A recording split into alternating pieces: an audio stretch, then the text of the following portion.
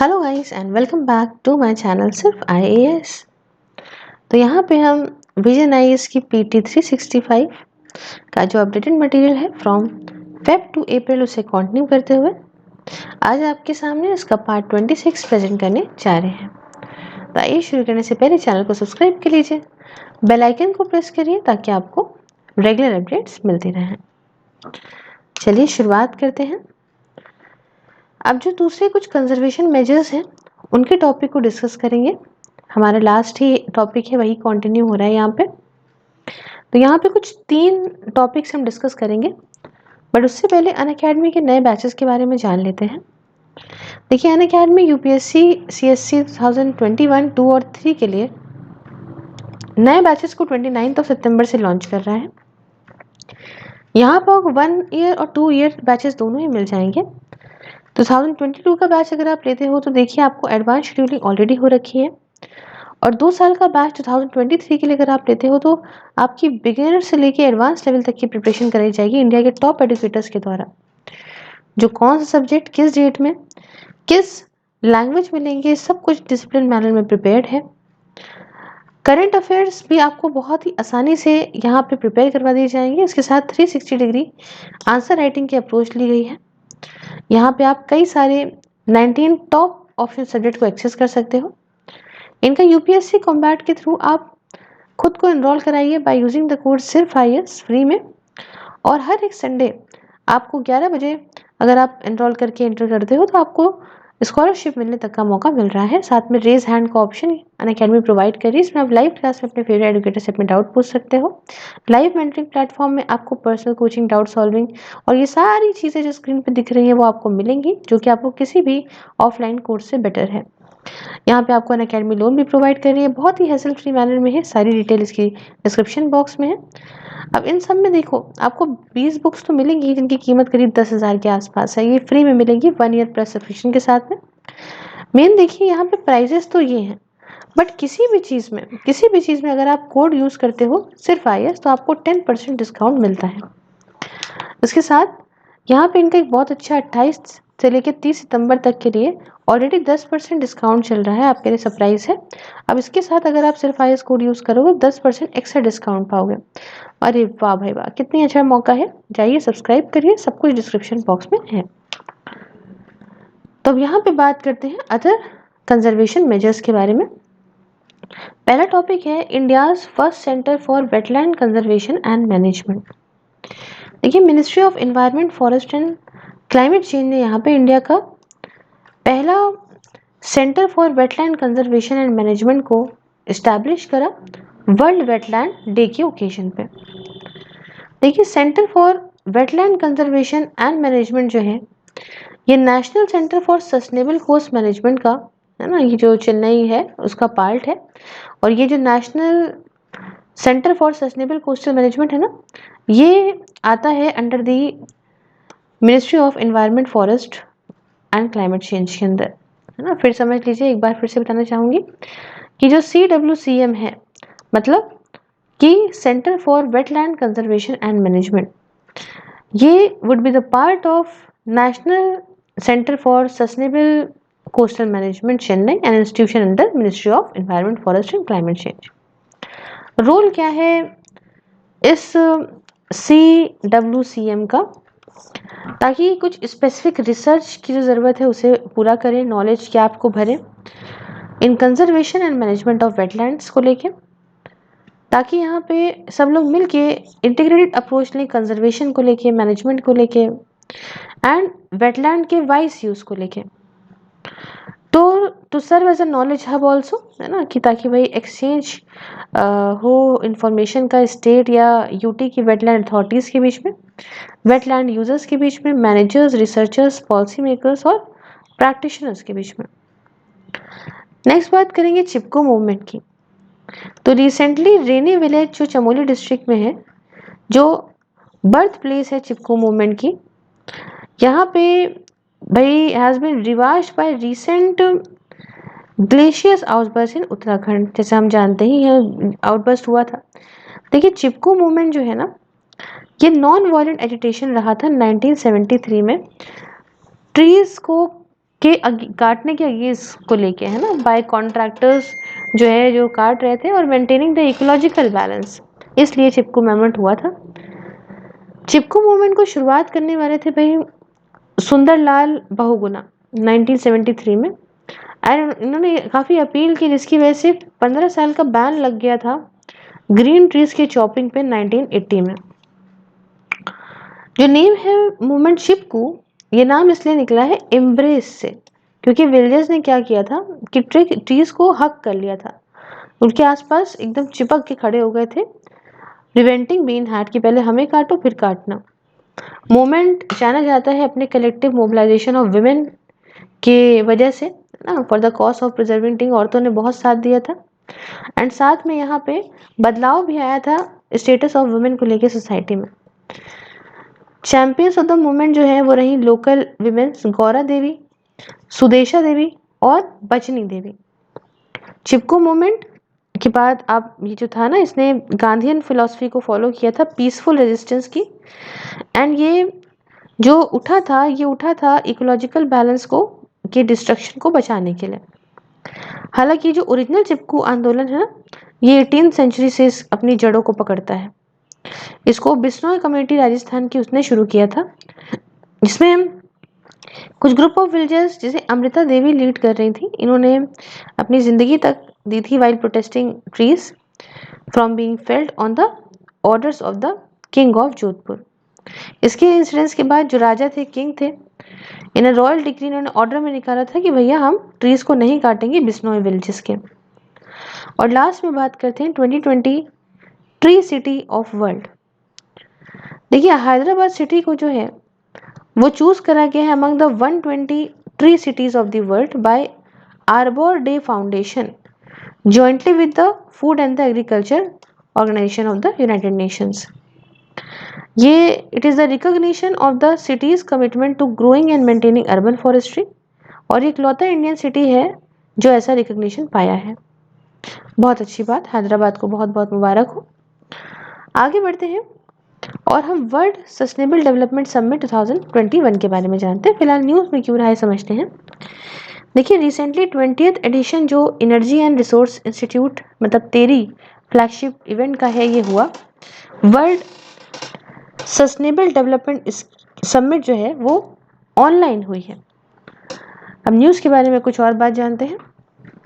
देखिए जो थीम था समिट का वो था redefining our common future, safe and secure environment for all. India का ministry of environment, forest and climate change, ministry of new and renewable energy और ministry of earth sciences ये main की partners हैं summit के।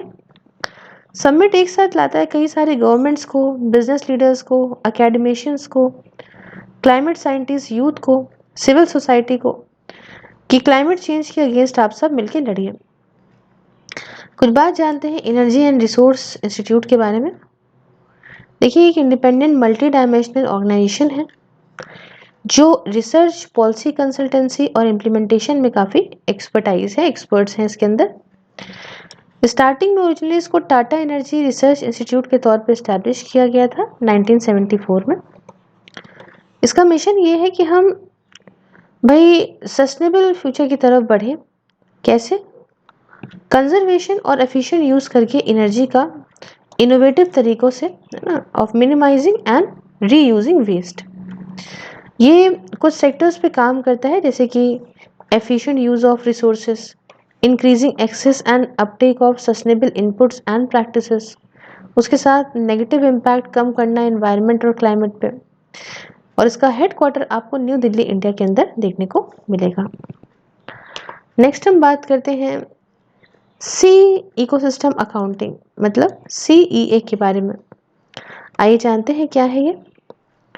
Recently India ने implement करा एक नया नेशनल स्टैटिस्टिकल फ्रेमवर्क सी इकोसिस्टम, जो मेजर करता है services that natural ecosystem provide, ऐसी सर्विसेज को मेजर करता है जो नेचुरल इकोसिस्टम प्रोवाइड करता है, फाइट करने के लिए इन्वायरमेंटल डिग्रेडेशन से और सस्टेनेबिलिटी को प्रमोट करने के लिए। इकोसिस्टम अकाउंटिंग क्या होता है जान लेते हैं। देखिए एक कोहेरेंट फ्रेमवर्क है ताकि जो मेजर्स है ना इकोसिस्टम के, उन्हें इंटीग्रेट करने के लिए, and the flows of services from them, जो सर्विसेज जो है इनसे होती हैं, विद मेजर्स ऑफ इकोनॉमिक और अदर ह्यूमन एक्टिविटी। अब देखिए, इकोसिस्टम अकाउंटिंग को डिस्क्राइब करा जाता है in the C ecosystem accounting. Accounting approach ये जो है सी इकोसिस्टम अकाउंटिंग वाली, वो ये है जो रिकॉग्नाइज करती है that these individual resources function in combination within the broader systems and within the given spatial area। समझे? It is a coherent framework, क्या बताया मैंने? It is a coherent framework for integrating measures of ecosystem and the flows of services from them with measures of economic and other human activity। अब कुछ बात हम जानते हैं system of environmental economic accounting के बारे में, जो कि यहाँ पे है। देखो, जो CEA है ये इंटीग्रेटेड स्टैटिस्टिकल फ्रेमवर्क है for organising biophysical data, measuring ecosystem services, tracking changes in the ecosystem assets and इन सारी इंफॉर्मेशन को लिंक करना इकोनॉमिक और अदर ह्यूमन एक्टिविटीज से। जो CEA है इसको अडॉप्ट करा गया है statistical standard by United nation statistical commission के द्वारा भी रिसेंटली, और ये कुछ 5 कोर अकाउंट पे बेस्ड होता है। आपको बताती हूँ वो 5 कोर अकाउंट कौन कौन से हैं। पहला तो है इकोसिस्टम एक्सटेंड अकाउंट, और इकोसिस्टम ऐसे समझिएगा, है ना, हमने PDF फॉरवर्ड कर दी है वैसे तो। इकोसिस्टम एक्सटेंड अकाउंट ये सर्व करता है as a common starting point for ecosystem accounting, organise करता है इंफॉर्मेशन को on the extent of different ecosystem type, जैसे forest, wetlands, agriculture areas, marine areas, ठीक है, कंट्री के अंदर जो भी है इन टर्म्स ऑफ एरिया। दूसरा जो इसका कोर अकाउंट है वो है इकोसिस्टम कंडीशन अकाउंट, जिसमें ये बायोफिजिकल इंफॉर्मेशन को ऑर्गेनाइज करता है on the condition of different ecosystem types. उसके साथ डेटा को ऑर्गेनाइज करता है कुछ सिलेक्टेड इकोसिस्टम कैरेक्टरिस्टिक्स पे at a specific point in time, और वैल्यूएबल इंफॉर्मेशन दिलाता है हेल्थ को लेके इकोसिस्टम की। तीसरा इसका कोर अकाउंट है ecosystem services flow account, physical और मॉनिटरिंग। तो ये सप्लाई जो इकोसिस्टम सर्विसेज की है ना, इसे रिकॉर्ड करता है by the ecosystem assets, and जो भी सर्विसेज को यूज करा जाता है बाय द इकोनॉमिक यूनिट, जैसे हाउस होल्ड या गवर्नमेंट के द्वारा, ये सब रिकॉर्ड करता है। चौथा इसका कोर अकाउंट है मॉनिटरी इकोसिस्टम असेट अकाउंट। तो ये इंफॉर्मेशन और स्टॉक्स जो कि रिकॉर्ड है इंफॉर्मेशन का, स्टॉक्स का, और स्टॉक्स में चेंजेस का, चाहे एडिशन हुआ हो चाहे रिडक्शन हुआ हो इकोसिस्टम एसेट्स में, इसमें अकाउंटिंग आती है फॉर इकोसिस्टम डिग्रेडेशन और एनहांसमेंट की। और पांचवा इसका अकाउंट है थीमेटिक अकाउंट। तो इसमें क्या है, ये ऑर्गेनाइज करता है data on themes of specific policy relevance. Examples जो रेलिवेंट थीम्स के हैं वो है बायोडाइवर्सिटी, क्लाइमेट चेंज, ओशंस और अर्बन एरियाज। अब कुछ इंपॉर्टेंट टर्म्स और डेफिनेशंस को समझ लेते हैं। जैसे जब हम नेचुरल कैपिटल की बात करेंगे तो ये world stock of natural assets के तौर पर डिफाइन करा जाता है, जिसमें जियोलॉजी, सॉइल, एयर, वाटर और सारे लिविंग थिंग्स आते हैं। ये नेचुरल कैपिटल का पार्ट है जो ह्यूमंस डिराइव करते हैं a wide range of services जहाँ से लेते हैं। इसे इकोसिस्टम सर्विसेज कहते हैं ना, जिसकी वजह से ह्यूमन लाइफ पॉसिबल है। तो क्वांटिफाइंग और valuing the contribution of natural assets, इससे क्या होगा, इससे कंट्री को मदद मिलेगी कि समझ सके कितना एक्सप्लॉयट कर रहे हो आप नेचुरल रिसोर्सेज को, कितना आपको इन्वेस्ट करना है प्रोटेक्ट करने में, रिस्टोर करने में इकोसिस्टम को। और नेक्स्ट जो है इसके अंदर वो है नेचुरल कैपिटल अकाउंटिंग। तो ये तरीका है जिसकी मदद से आप फुल एक्सटेंट कंट्री के नेचुरल रिसोर्सेज का मेजर कर सकते हो, और ये पर्सपेक्टिव देता है on the link between economy, ecology and environment. ऐसे गुड्स का जो अकाउंटिंग है ये फिजिकल और मॉनेटरी टर्म्स में की जाती है। उसके बाद हम इंडिया CEA फ्रेमवर्क के बारे में जानते हैं। देखिए, India is one of the 90 countries जिसने सक्सेसफुली अडॉप्ट करा है इकोसिस्टम अकाउंटिंग सिस्टम को और इस नए सी अकाउंटिंग को भी।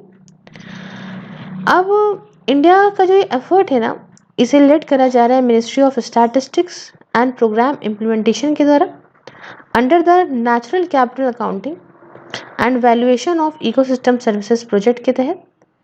इसका उद्देश्य ये है कि हम एडवांस करेंगे थ्योरी एंड प्रैक्टिसेस जो भी इकोसिस्टम अकाउंटिंग इंडिया में है उसे और अच्छी बनाएंगे। अब देखिए, NCAVES mainstream natural capital accounting and valuation of ecosystem services in data driven decision and policy making at the national, regional and local level, है ना, मेन चीज़ यही करी जा रही है। ये मेन स्ट्रीम नेचुरल कैपिटल के लिए है। एनकेव्स प्रोजेक्ट की जो मैंने बात करी, एनकेव्स हम ऊपर बता चुके हैं, ठीक है, natural capital accounting and valuation of ecosystem services, ठीक है। तो ये जो प्रोजेक्ट है इसे यूरोपियन यूनियन के द्वारा फंड किया जा रहा है और जॉइंटली इम्प्लीमेंट किया जा रहा है यूनाइटेड नेशन स्टैटिस्टिक्स डिवीजन के द्वारा, यूनाइटेड नेशन एनवायरमेंटल प्रोग्राम के द्वारा, secretariat of convention of biological diversities के द्वारा।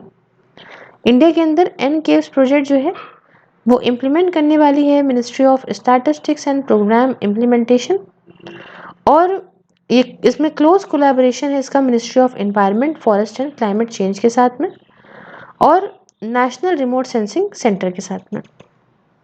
तो इस अपने टॉपिक को, इस पार्ट को यहीं तक रखते हैं। कोई दिक्कत हो तो आप मुझे पर्सनली टेक्स्ट कर दीजिएगा या कमेंट कर दीजिएगा, मैं एक्सप्लेन कर दूंगी। और अगर अनअकैडमी से रिलेटेड कोई भी अगर आपको कोर्स लेना हो तो सिर्फ IAS का कोर्स ज़रूर से ज़रूर सब्सक्राइब करिएगा और अपना कोर्स लीजिएगा। Thank you so much.